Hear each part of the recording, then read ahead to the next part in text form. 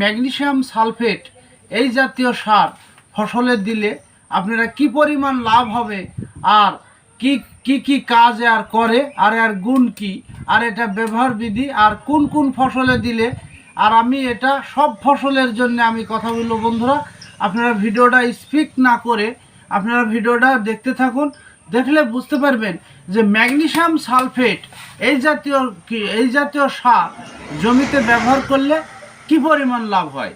তো বন্ধুরা, এটা দেখছেন আপনার হলো ম্যাগমা, এটা ম্যাগমা সিনজেন্টা কোম্পানির, আর উপাদান হলো আপনার ম্যাগনেসিয়াম সালফেট। ম্যাগনেসিয়াম সালফেট, এই ম্যাগনেসিয়াম সালফেটের গুণ আপনার ফসলে যেটি, যে কোনো ফসলের হিসাব দিচ্ছি আমি, যে কোনো ফসলে যেতে আপনার চাষে মানে শেষ চাষে যেটি এই ম্যাগমা সার আপনার 33 শতক জমিতে এই